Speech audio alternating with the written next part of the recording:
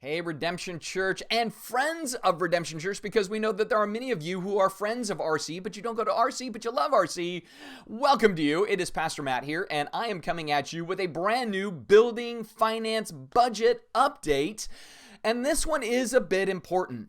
In fact, I would even say important ebbs into the word urgent a little bit, which is why the video is going to be a little bit longer. And by a little bit, I mean a lot. I mean like 20 minutes, because I'm trying to unpack as much as possible, because there's a number of things that you need to know about, and some of those are very time sensitive, as I'm going to share with you, right? So just kind of giving you some forewarning on that you're going to want to stick with this, even though it's a little bit longer. Now, I'm going to start off with the building, because the building is awesome, all right? Down on Main Street, I was down there on Saturday, and I have the code to get through the gate. And so I just walked around the property for a little while. I was just kind of praying and thinking and taking it all in. And it was the first time where I was like, wow, man, I stood at the far end of what will be the parking lot, and I was looking toward the building. I'm like, this is going to be awesome, man. I could feel just like almost like the tingling of this is going to be great, And I went into the building, and I'm like, man, the nursery's going to be there, and the walkers are going to be there, and our theater's going to be right there, and we're going to actually have a true foyer. I always call our thing the Commons because it's the high school, but now we're going to have a foyer. That's the right word for that space. And then I thought about our kids ministry, and how they're finally going to have their own space, their own rooms. I mean, for years now, they've been working with what they got. I'm so grateful for the high school. I'm grateful that we're able to use those classrooms, but now Miss Dana doesn't have to worry about trying to retrofit a lab class into like a kid's Sunday school class. It doesn't have to be where the desks are 5 times bigger than what a kid can sit in. It's going to be awesome, right, to have all of that. On top of the fact that what we really dreamed of with this building was what we call a third space, a place really for the city to come, rub shoulders with us, for us to maybe even disrupt some of the stereotypes of what Christians are like, or what Christians do. And so already we're starting to look at some of the groups that want to take advantage of using this space, whether it be like AA, 4-H, Boy Scouts, Girl Scouts, all sorts of outside groups coming in to use that so we can rub shoulders with them and love them in Jesus' name, and hopefully from that build some bridges, build some relationships, build some credibility, and who knows what Jesus can do when people feel like, hey, you really care about them and what they're doing. So I just was looking at it, especially as it's gone vertical. I'm like, man, this is so cool. There's so much stuff. Now, with the building, one of the things you do need to know is originally it was slated to be finished roughly around, I think, February 21st. That has now been pushed out to somewhere in the first week of March. And then even for us, even if it's finished the first week of March, we still have to go through conditional use permit and all those kinds of things. So it doesn't mean like the day it's finished is the day we get to move in. Somewhere in the March-ish range is when we'll be able to hopefully get into the space officially for our Sunday morning stuff and all of our weekly activity. So that's at least what we're kind of shooting for at that point. And so a delay a little bit right now. The delay is because of steel. We're waiting on some of the core components to go do the second level. Got to have a good firm foundation. I think Jesus talks about that. So waiting on some of that stuff. And so that's a little bit of a delay, which is why it's pushing it into March. They think they'll be able to make up that time, maybe in some other places, but realistically it is what it is. And so if you've ever done a project like this, what you know is that it is rarely on time and it is rarely on budget. And in our case, both are true. And that's what then leads me into the next part of this video. I've talked about building. Now we need to talk about budget and finance. And this is where I'm going to just give you the bottom line numbers that we're talking about, the kind of timeline of urgency related to these numbers, and then some of the measures that we have taken in relationship to that. And then I'll try to give some other details on the back end. But basically, here's the core thing you need to know. When we started this project, it was supposed to cost a certain amount. We had all the money there for the certain amount, and now that amount is increased, and it's increased by a total of about $550,000, right? So to finish the project, which is both hard costs and soft costs, we need to raise initially $550,000 just to finish the building, and we need to raise that really by the 1st of January. We have a little bit of wiggle room in there, even though the project isn't going to be done till March. The reality is we have to have some chunk of that $550,000 in place by the end of this year, the 1st of next year.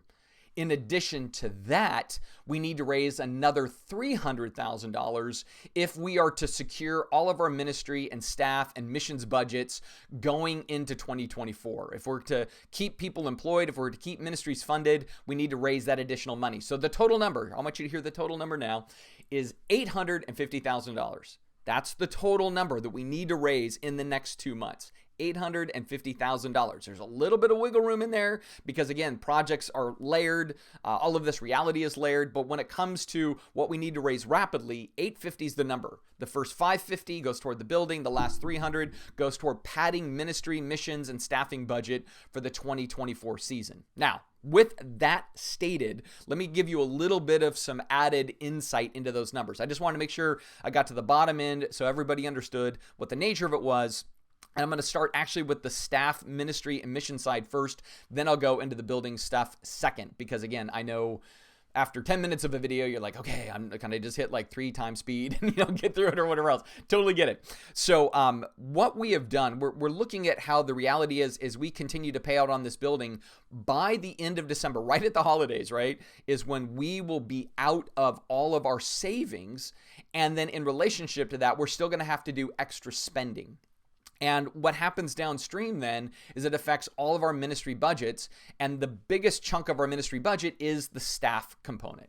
So what that then means for our staff is that we are looking at all of them having to take potentially a substantial pay decrease right here at the end of December, the beginning of January. That's kind of the reality that we're facing. Now, and then also our ministries would all be affected in some capacity too, though we've gotten really good at doing ministry on very little, but it's very hard to do very small budgeted ministries if you also have the people running those not able to give their full-time attention to that and have to do other things. And so here's some measures that we've taken in the last year or so that you understand kind of what we're seeking to do to mitigate the problems as much as possible, and also some of the permissions we've given our staff to engage in as we move forward. So one of the first things we did is we went on a budget spending or a kind of an overall spending freeze early in the spring of this year. And so expense accounts, nobody spent those. Ministries have been trying to run on as low as possible, just absolute mandatory things.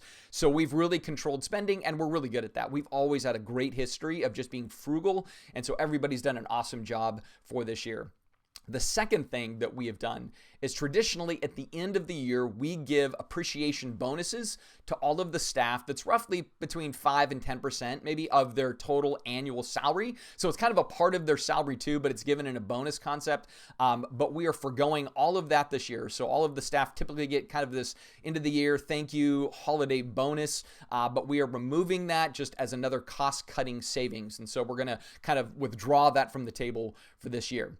The third thing we've done, and this was done probably about 6 to 8 weeks ago, maybe a little longer than that, because I could look at the budget, I could see the numbers, I could see where things were going, and we knew that this was going to be maybe a reality, but we as a board have authorized all of our staff to go and solicit other work in kind of a advanced way. If they go, man, I can't afford to live on how much I might need to take a pay cut. So we've said we totally get it. And so we've given permission for everybody to go what we call bivocational. We're not at that time yet where anybody has to do that. But if we don't raise these funds and that doesn't happen, then very realistically, that is what the staff would need to do. And so bivocational is where you take a part-time salary from the church and then you have another occupation or job outside of the church. And when we look at the numbers and we see how much we're going to have to pay out toward building and mortgage and everything else going into 2024, and we look at the amount of money that we bring in per month versus the amount of money we'll need to spend per month, it could potentially, depending on how each month lays out, it could have a pretty substantial impact to where what we're going to initially do is just cut all the staff's salaries, but we're not going to look to lay off or cut any staff person. And part of the reason for that is you may not be aware, but in Washington State, kind of the dynamic for churches is that if they lay off staff, those people cannot file for unemployment. So we are exempt from the unemployment system. And therefore, there's a reality that if we were laying people off, they couldn't go get unemployment. They just instantly have to ramp up a new job without any real breathing room. And so this is why I've asked for and was granted the permission to let all the staff solicit other work if they need to just preemptively get ahead of what could happen. So we've done that as well. And then the last thing is, some of you may know that in the past we have volunteered our property taxes to the state of Washington. And there was reasons for that, like, hey, we're for the good of the city. It shows that we're in this like every other member of the community. We use the same roads, same fire, same police, sometimes more than the average citizen does. So we wanted to contribute to that. But at the start of this year, we ended that. We applied for our full tax exempt status, and therefore we no longer are volunteering our taxes to the state of Washington. And so that's another kind of cost savings there. So we've done a number of things as far as trying to save any funds that we can. We've authorized our staff, including myself, to solicit work outside of the church to augment whatever losses we might potentially take coming into 2024. And then from there, we're just kind of coming to you now and saying, here's kind of the reality of what we're looking at, and here are the numerical needs, both for the building and for the staffing. All right. So hopefully you got that whole package now. You understand kind of where we're at. I've encouraged the staff, like, hey, you might want to polish up your resumes just in case things don't come together. But that isn't done in doom or gloom. Like, as a staff, we knew this was a potential going into this. We didn't realize that the reality would be also this other need of finishing the building at $550,000. But that's in the equation now too. So, again, not necessarily the numbers I wanted to come with, but the numbers I need to come with. Because again, while we may not like the facts are our friends. Ask the staff. I tell them this all the time. And they're like, but do I need to like the facts? No, you don't have to like them, but you do need to realize that they're there and you respect them and you make decisions accordingly. All right. So with all of that said, I'm going to go back for just a minute. And at this point, if you're like, I got enough, cool. I love it. Love you guys, and peace as you go. If you go, I want to know a little bit more.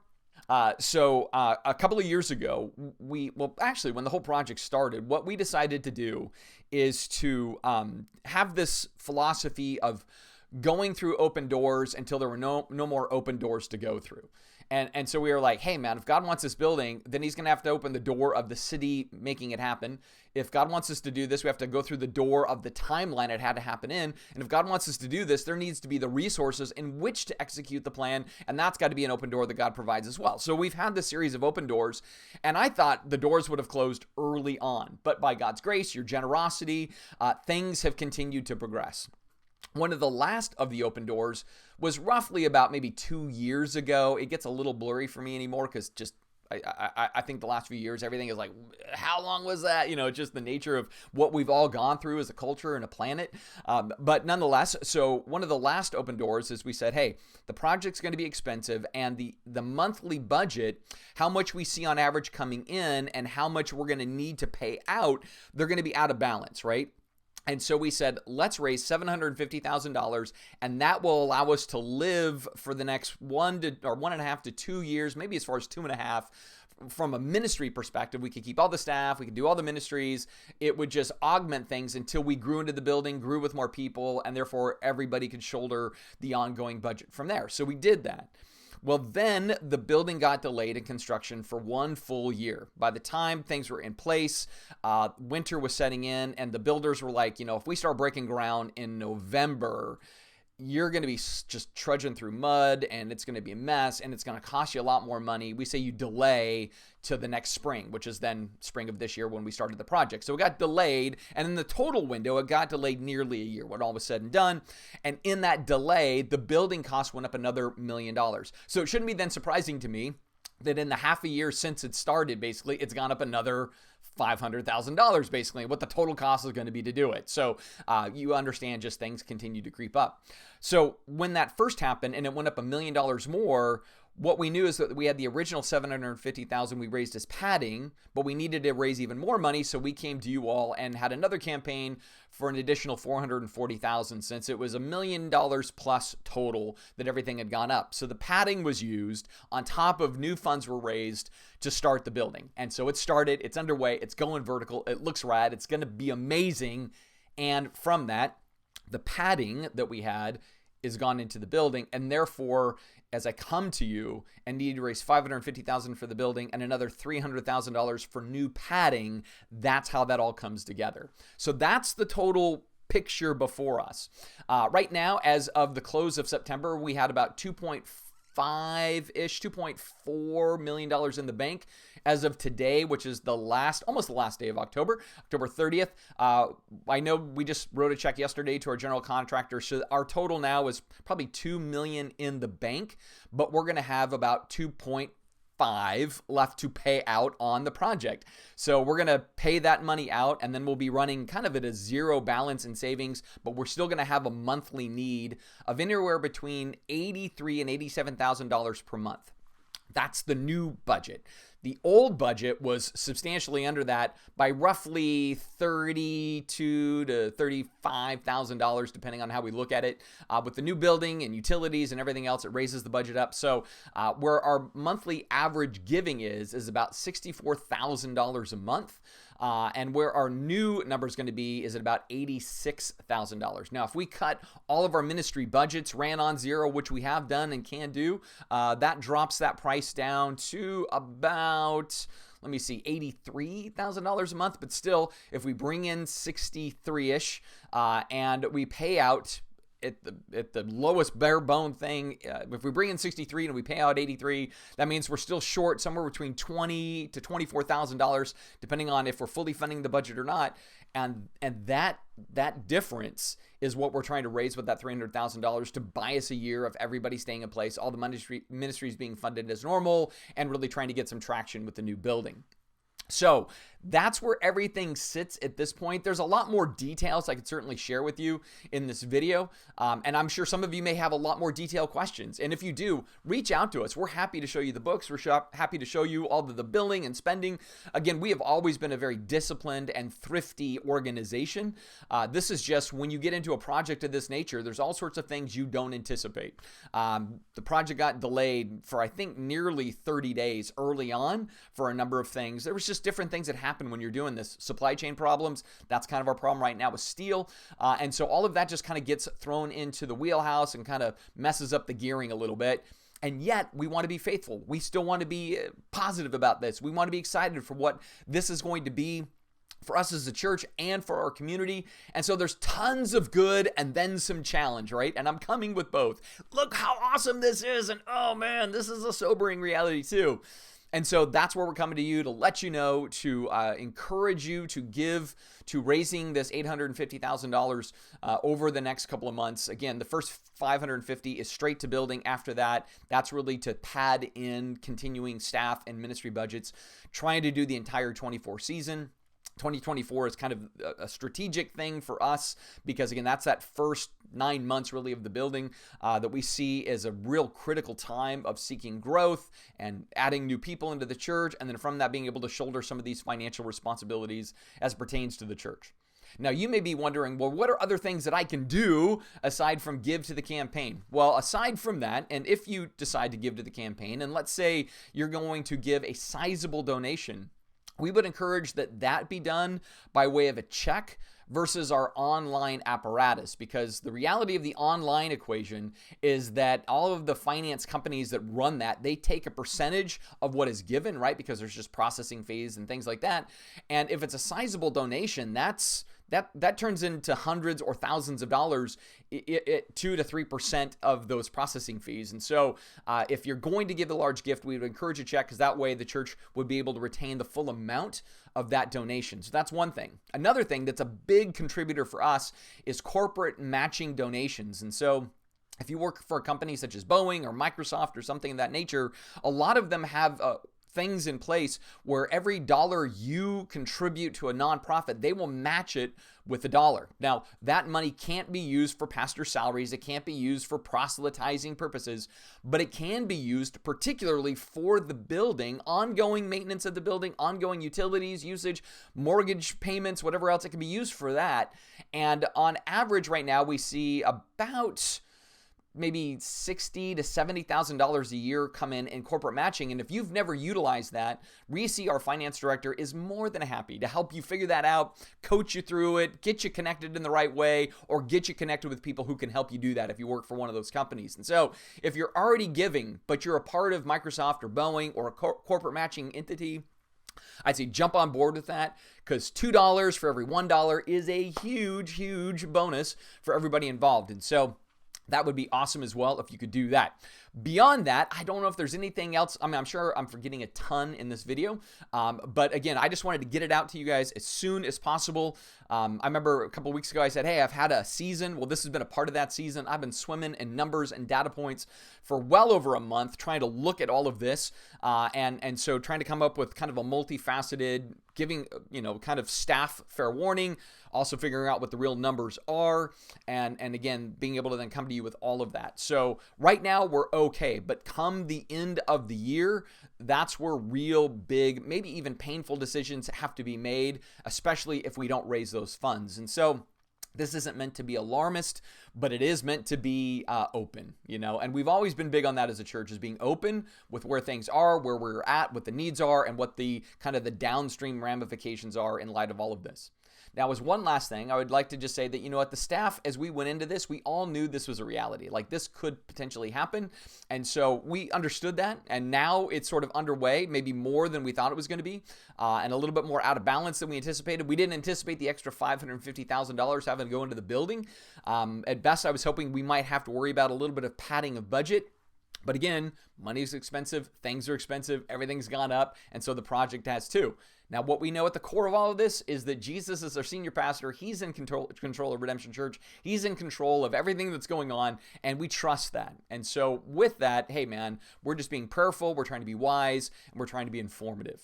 So now you know how to pray. You realize what all is going on. You're in the know. And if you need to be in the know more, just reach out. We would love that.